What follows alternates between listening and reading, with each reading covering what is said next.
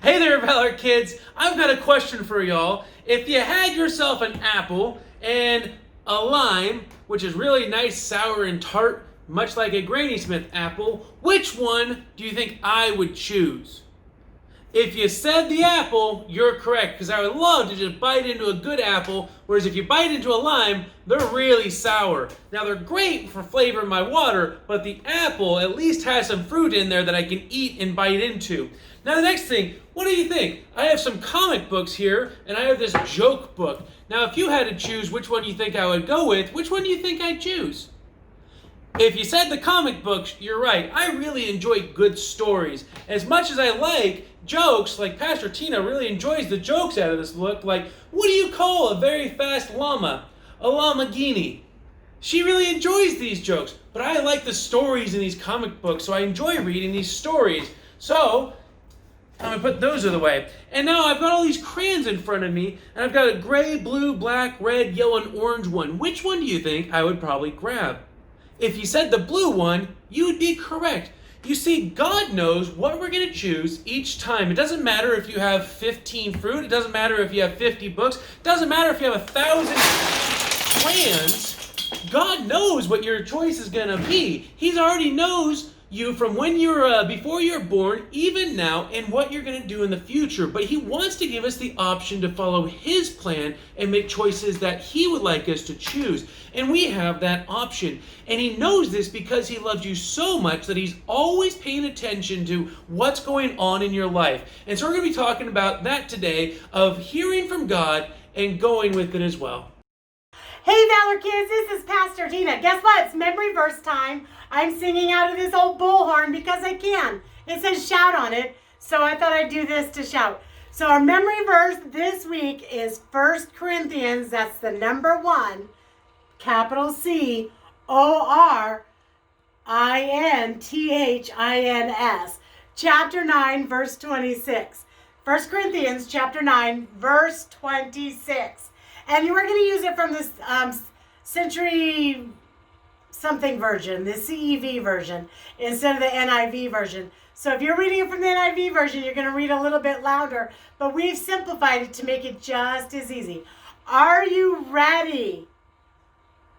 Are you ready? I can't hear you. Are you ready? Teacher Aaron, are you ready? Aaron's smiling his face. So I got nodding his head. I got a pointer. All right. So it says in 1 Corinthians chapter 9, verse 26, I do not run. I don't run. Okay? So I'm going to walk. Without a goal. 1 Corinthians 9:26. In case you missed it, it's I do not run without a goal. 1 Corinthians 9:26. I do not run without a goal. 1 Corinthians 9:26. That's your memory verse this week. You're going to write it in your book, on the very cover of your book on the inside. And you're going to put all 8 words and 1 Corinthians 9:26 on the cover of that. And when you're done, we'll talk later about what else we'll do with it. Hey, Valor Kids, you know what if one of your friends said to you, hey, let's have a race. 1, 2, 3, go. But wait. You guys didn't agree on what you're actually racing to. You didn't have a goal of where you're going to finish going to. So let's put a goal out here. You know, that goal, it could be something simple like just a piece of tape on the ground where you guys are running to. And then you have a goal. And then when your friend says 1, 2, 3, go, you know where you're running to. Or maybe you've got something cool like a softball and you can throw it first. And then you can chase down that ball, and the first one to get to it's the winner. You know, Apostle Paul said, as we were learning our scripture today, I don't run without a goal. And that's what he was saying. He doesn't run without a goal. So whether it's a mark on the ground, a ball off to the side, those are both goals. But what was the goal that Apostle was talking about? We're going to see it here in Acts 26, 16 through 18. I'm going to read it real quick. Now get up and stand to your feet. This is what God said to Paul. Now get up and stand on your feet. I have appeared to you to appoint you as a servant and a witness of what you have seen and will see of me. I will rescue you from your own people and from the Gentiles. I am sending you to them to open their eyes and turn them from darkness to light and from the power of Satan to God, so that they may receive forgiveness of sins and a place among those who are sanctified by faith in me. So Paul had a goal that God gave to him, and he chose to chase after that goal. Now, Paul wanted to go to heaven, but because he had this goal of getting other people to heaven, he ended up actually writing letters to a lot of the churches, and a lot of those ended up being books in the Bible, and he ended up actually getting 13 books in this Bible that were authored by him. And so on his way to the goal, what his goal was, he ended up making a lot of contributions even to the Bible. So when God gives us a goal, it's something that when we chase after it, when we focus on it, and when we go after it, we're going to have a lot of great things that come along the way. All right, Valor Kids, it's time to get your owl out of your bag and your Sharpie. We're going to write today's memory verse on our owl. So I'm going to grab my Sharpie right here. And our memory verse, I do not run without a goal. 1 Corinthians 9:26. And we're going to write that on our owls today. So the first word, I, just the capital letter I. The second word is do, D-O. The next word is not, N-O-T.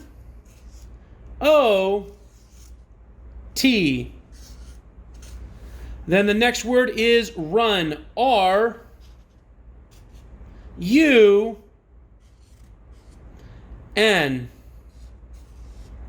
Then the next word is without, W-I-T-H-O-U-T.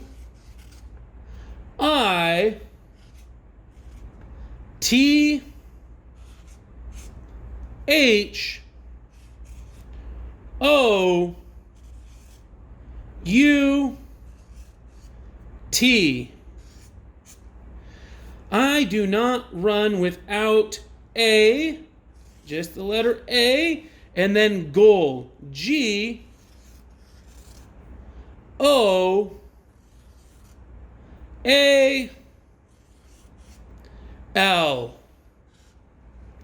Now, Teacher Tina put the 1 Corinthians 9:26 at the top of the head here, so we're going to put it there. So 1 Corinthians is 1 Corinthians, 1. Corinthians is C-O-R-I-N-T-I-A-N-S.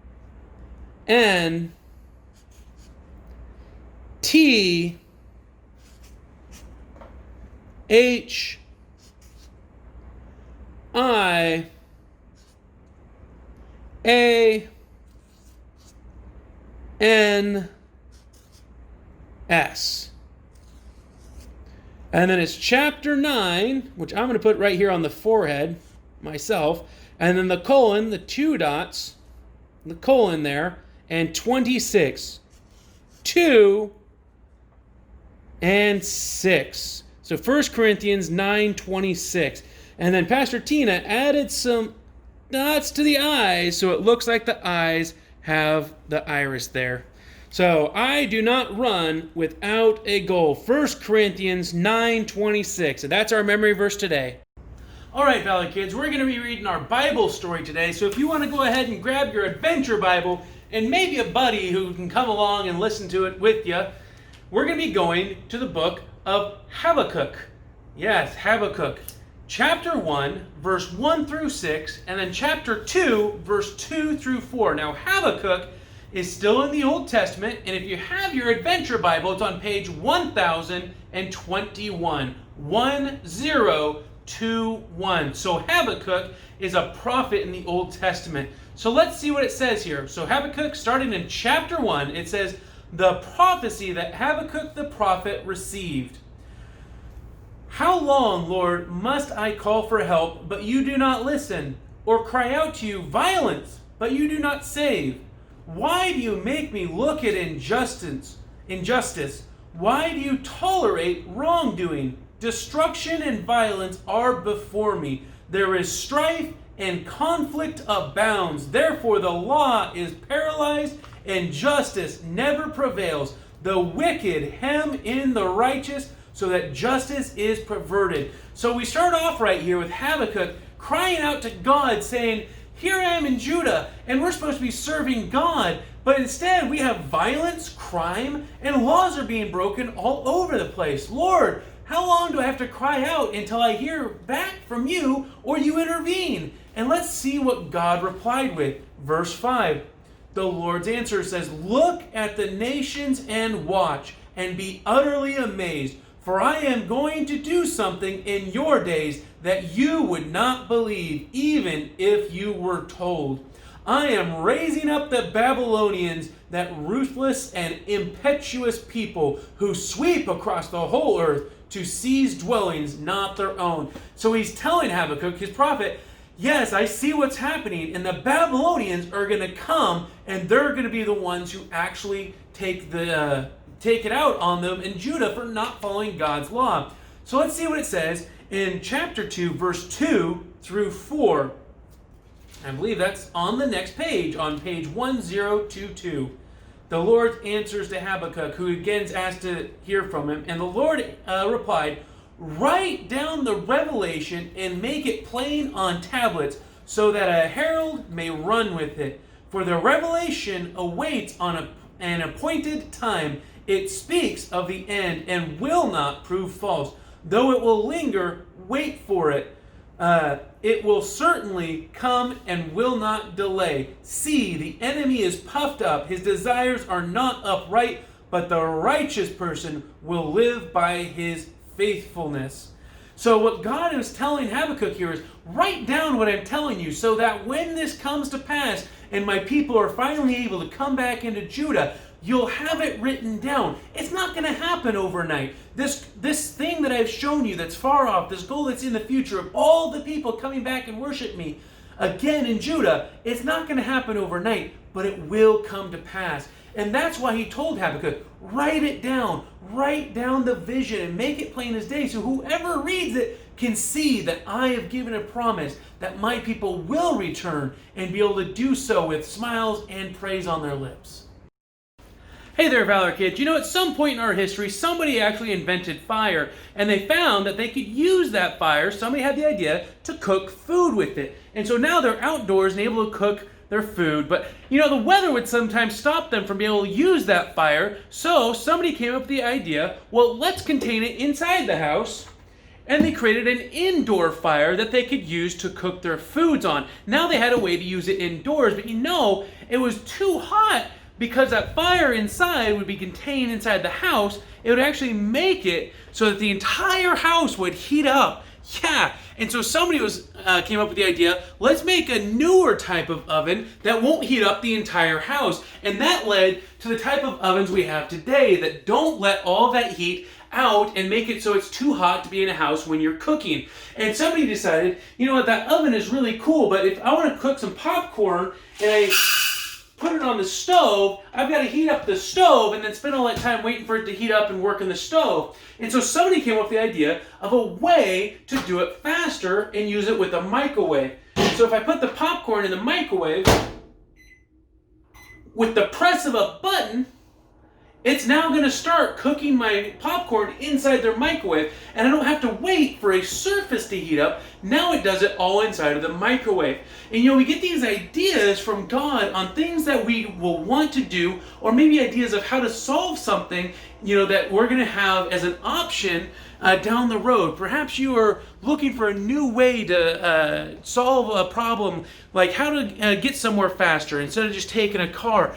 Maybe you're going to come up with a new idea for what a car could look like. Maybe you're going to invent a new car that can fly, can go underwater, and even leave our atmosphere and go out into space. And all of those ideas are things that you can write down in our book we sent home with you today. It has a pen with it, and that way you can come up with these cool ways to get to those ideas, have those goals. And so even though I was able to put the popcorn in the microwave, with an oven, I would have to stand there and keep an eye on it constantly. But because they invented this technology for the microwave, I know that even when I'm not standing right next to it, I know that I'm not going to have to worry about this burning something that's touching it right off the bat. And inside, my popcorn's even being done right now. And this is all because someone had an idea and they thought about how to make that idea a reality. So when you get ideas, it's a good idea to write them down, and that way you can start to think about how to turn those ideas into reality.